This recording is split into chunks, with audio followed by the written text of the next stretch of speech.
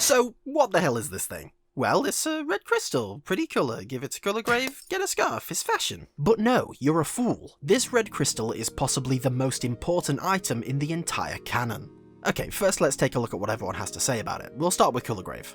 This red, it radiates with such poison. You poor splintered deer, shall I bring you back together again? She also asks you to bring any more of the splinters if you find them, not that you do, but this indicates that she knows the crystal is a small part of a larger whole. Put a pin in that. Next person we're going to look at is fellow lore seeker Duke Krellin. You see, hit indie game Cursed Krakums takes place about 10 years after Prodigal, which means this guy has had an entire decade to research this mysterious rock. While technically not alive, the splinter plays host to a great deal of energy. Despite being drained of colour many times, it regenerates those colours in a matter of minutes.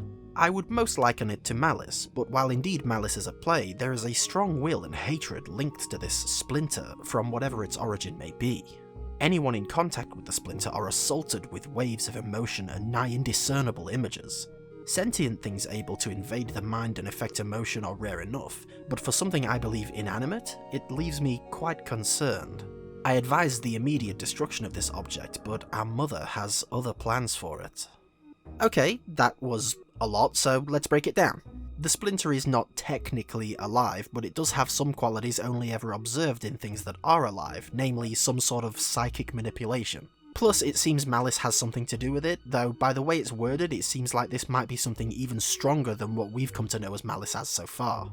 Then there's the confirmation that Colour Grave does indeed have some use in mind for it, probably beyond the fact that it's essentially an endless source of power for her. Because as we know, colours are in some way a form of power, and she's apparently been able to completely drain it over and over again.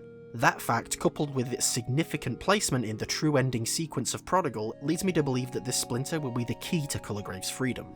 There is another character in Prodigal keeping an eye out for these crystals, Siska. She offhandedly asks Sheriff Van if he'd found any more in an optional cutscene during Act 1, indicating that she already has at least one herself. We never actually find out what she uses it for, if she has used it yet that is. For all we know, it's how everything she builds is powered. There's really not that much to explore here, but it does at least open up some interesting possibilities for the future. As long as her marriage isn't the canon route, Siska will eventually get recruited by the Ashford military, which by now is most likely in Revulon's control, in order to help in the war against the Seer. What the hell are the Seer?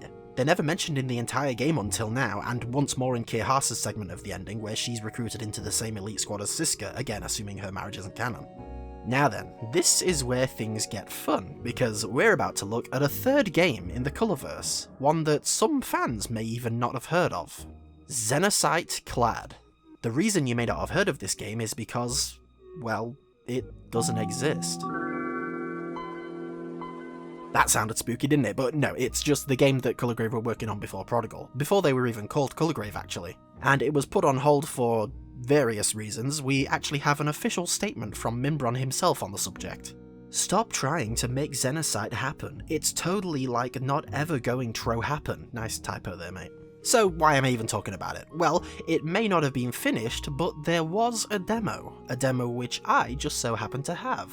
And after starting the game, it's not long until we come across a familiar sight. In this game, the crystals are referred to as splinters of wind, which might be important. See, Xenocite is a kind of metal in the game that gets harder when it's struck by wind, so maybe calling this thing a splinter of wind is supposed to be metaphorical in some way? I don't know, but anyway, the playable character in this demo wears armour made of this metal, hence they're clad in Xenocite, you get it. That character is named Zalia, and they are a Seer.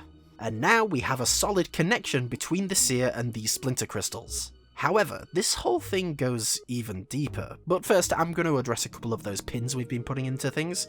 Gonna tie a red string around them and connect them all up on my big conspiracy board.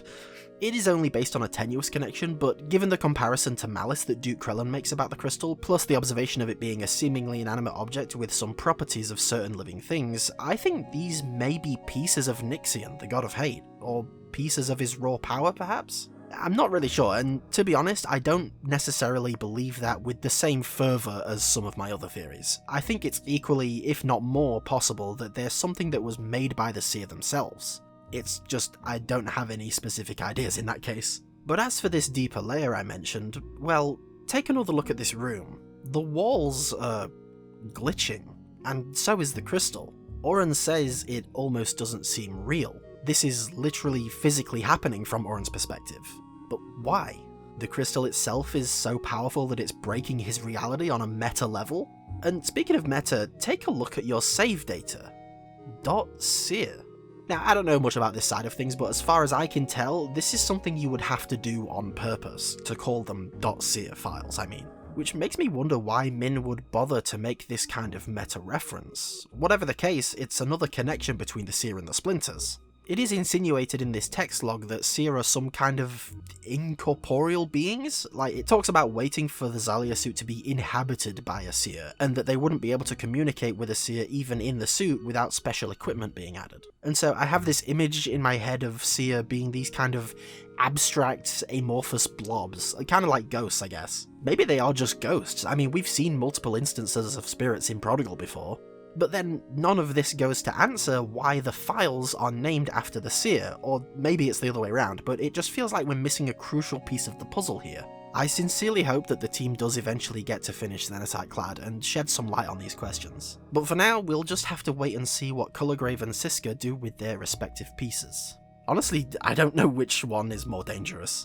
Hi, Editing Lewis here. I just wanted to add something that I forgot about while scripting this video, just a teeny tiny little detail that I may have overlooked. It's that Crocodile also has one of these red crystals. I mean, of course he does. Of course Crocodile already has such an important item in his possession. Now, I don't think that he actually has any specific plans for the red crystal, except maybe using it as a bargaining chip with Colorgrave. In fact, now that I think about it, maybe the red crystal is why Ren was sent to Van's Point in the first place. A member of our Discord community, Jess, also suggested that maybe Croc was using the crystal as a part of a deal with Siska. Like, maybe she doesn't already have one, but she just knows about them because Croc was like, hey, I'll give you this if you build some cool robots for me, which is definitely a possibility. I just love how, once again, everything comes back to Crocodile. He really is the element that ties everything together in this story, isn't he? Anyway, that's the end of the video. If you wanted to get more involved in crafting these theories like Jess, come and join the Colorgrave Discord. The lore discussions have been flaring up quite a lot lately. Plus, it's just a chill place to hang out in general. I hope to see you there. Until next time.